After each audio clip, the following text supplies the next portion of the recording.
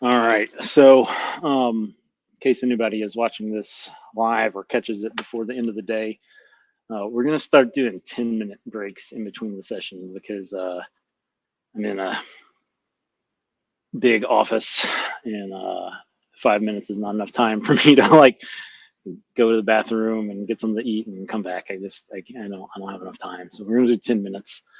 All right. So tax filing status. So I don't know if I've put this anywhere else. Well, I put it on the website, I'm pretty sure. But we have some options as far as what we would want to do. Let's see. It might be the easiest place to do is to find it here where I talked about it. I thought I put it up here. It's possible that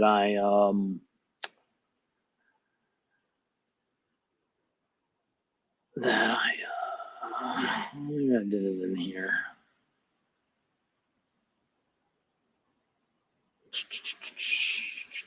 Stakeholder steering committee, IRS following. Nah, I didn't do it here. Maybe it was just in talking to some folks. I think I talked about it on during one of the other meetings. I don't know.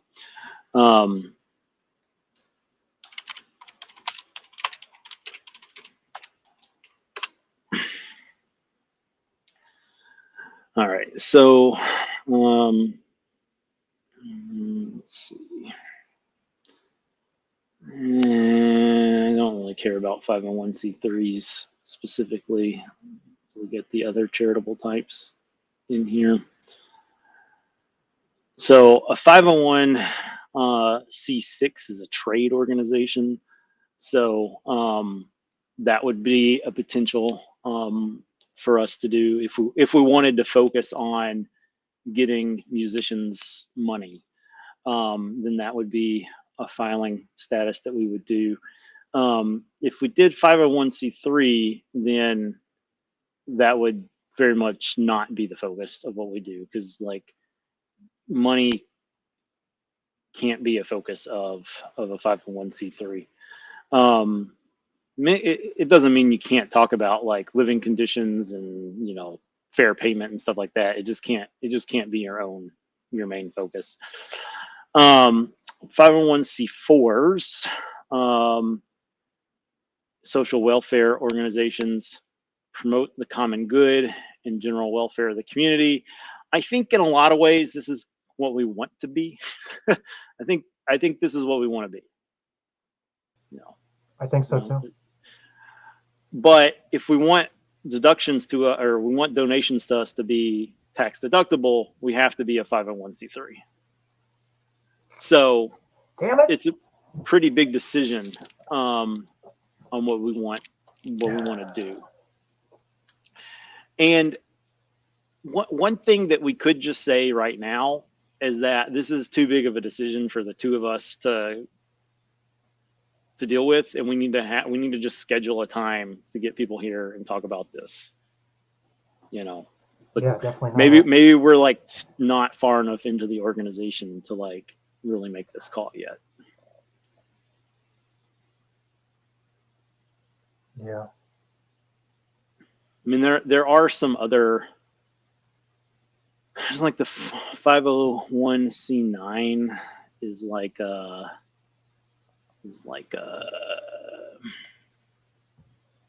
funsies organization. What's that? I don't even know. It's like a social club.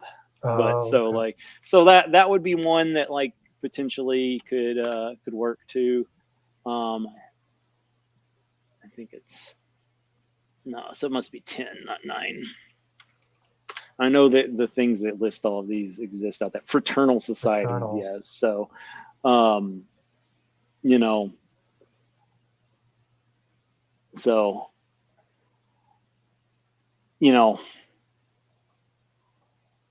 membership is based on a common tie or pursuit of common object. So Creative Commons music. You know, we do activities. Okay. You know, so, you know, like we'd have to have like different, you know, like this is the group in this area, this is the group in that, if we want to do Sounds that. like what we've been talking about. Okay. Right, exactly. So I think we could fit under a bunch of these. Is it deductible? No, so charitable organizations are the only ones that are deductible. 501c3 is the only one that's the deductible. only one. Okay. Yeah. So the other ones are tax exempt in that they don't pay taxes. So oh, they are. Okay. So yeah, so these are exempt organizations, but 501c3s, the person who donates gets to take it off their taxes. So I think really this is what you want. Right. Like there's some rules that come with that, but really you want to, this is what you want.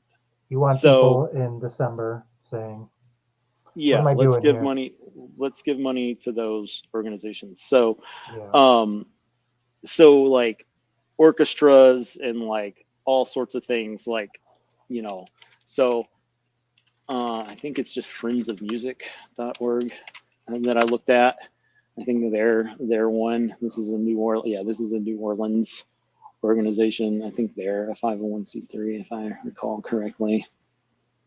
So New Orleans Friends of Music, 501c3 nonprofit. So you can donate to these folks and claim it on your taxes. So like music organizations very clearly fall under the 501c3. So I don't think it would be hard to like get status if we file correctly. That's why getting the bylaws in the articles of incorporation right is so important.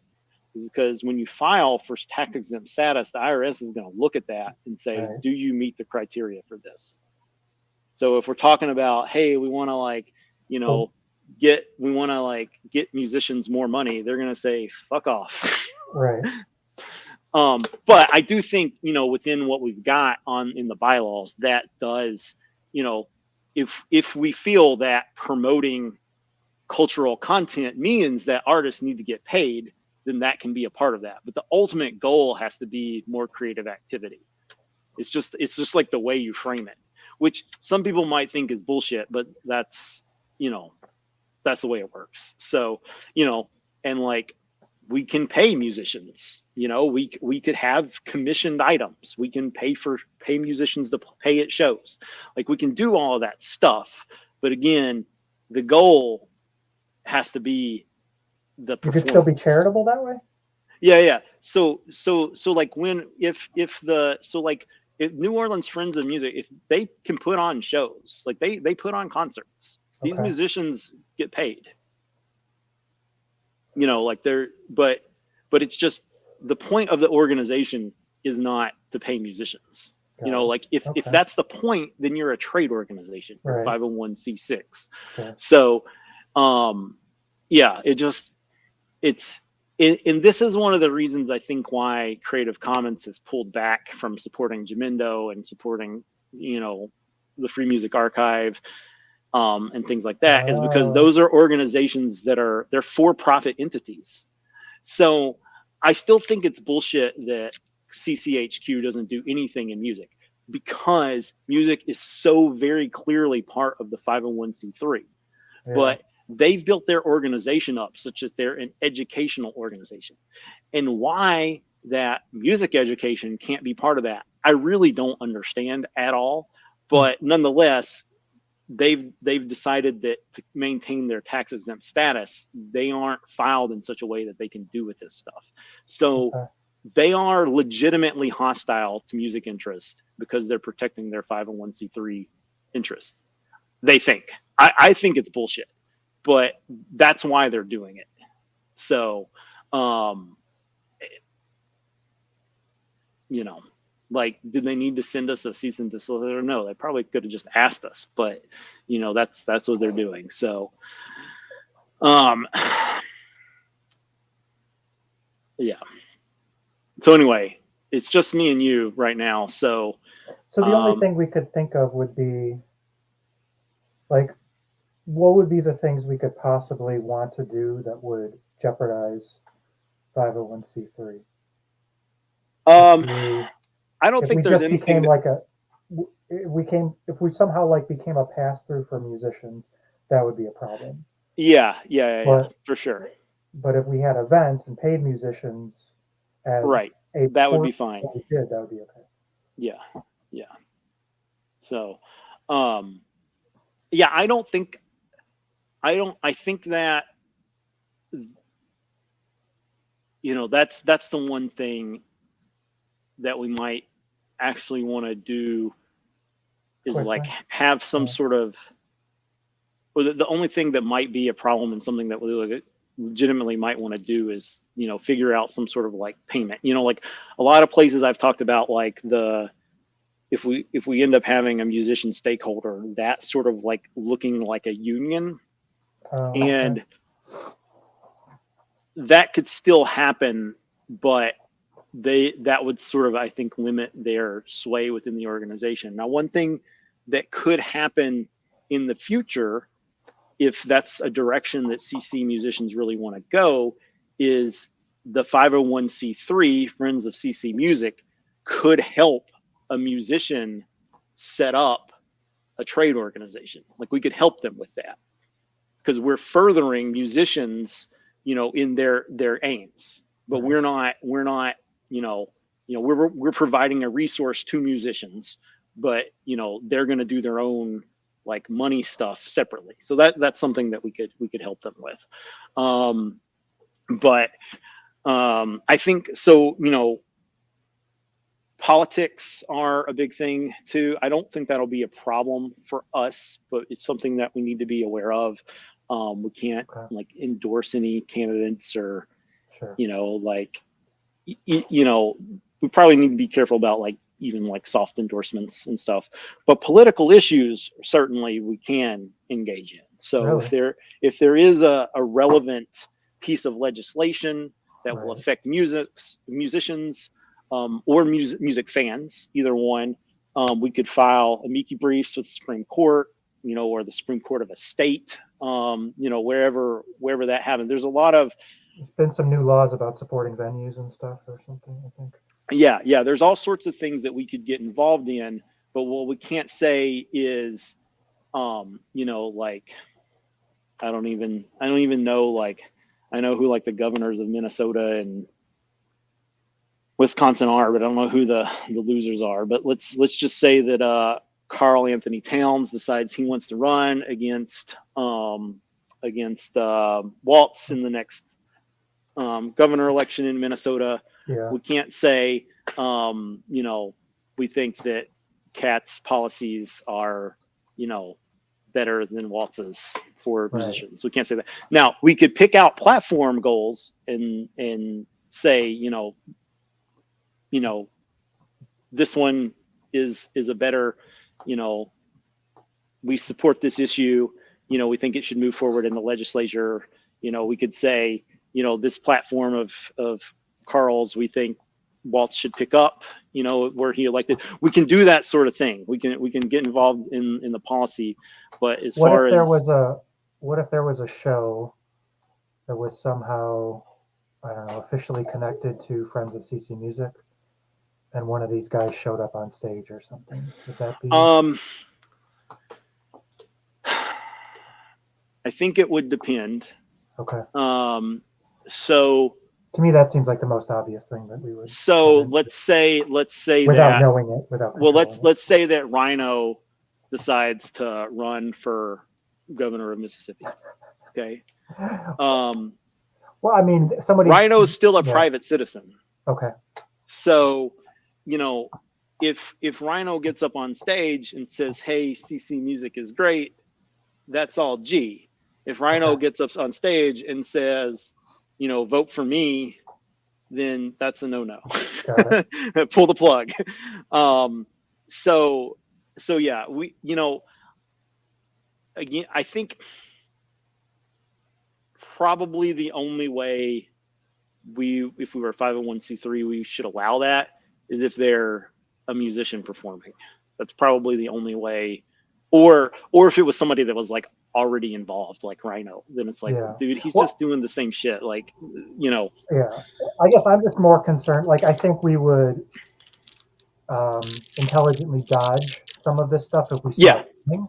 The question is, my concern is something happening that we kind of didn't, that we're less directly involved in, but still perhaps in some way endorsing. And then something happens and we're like, oh shit, we didn't know exactly that was going to happen. And that's the only kind of thing I would be concerned about. That's what I'm saying. So like, we're somehow endorsing a music event and yeah. somehow, I some mean, really vocal on there. And you know, that's, I just, yeah. the tendrils of our organization somehow reaching out to something that ends up being. So the worst thing that happens is that we lose our 501c3 status. Yeah, well, that's not good. So, well, no, it's not, but it's, it's not like people are going to jail. It's not, so like, I mean, in the Trump world, I don't know. I mean, but okay. Yeah, should probably not say things like that. Okay.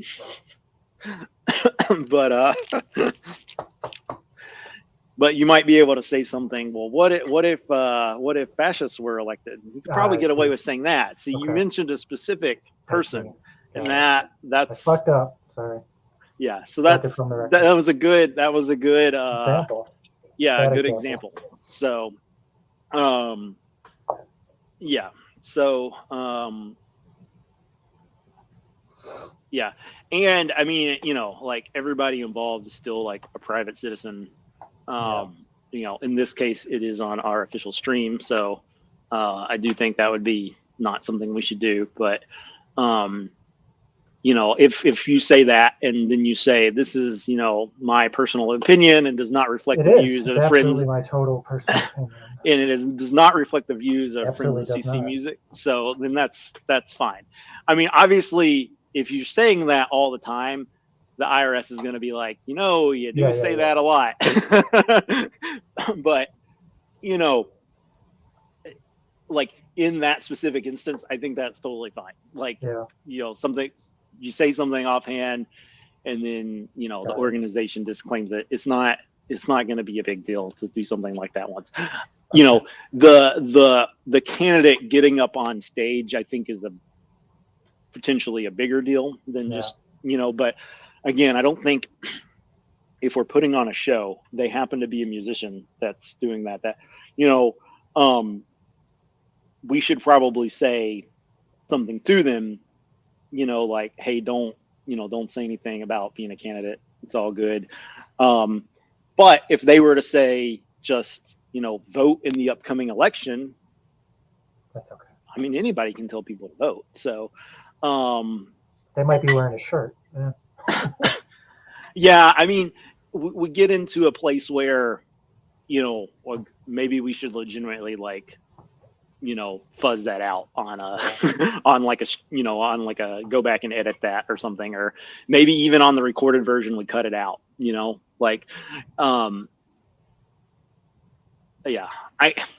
It is ideal, but as long as we're conscious of it, I don't think it's a huge deal. Yeah. So, all right. So, what do you think?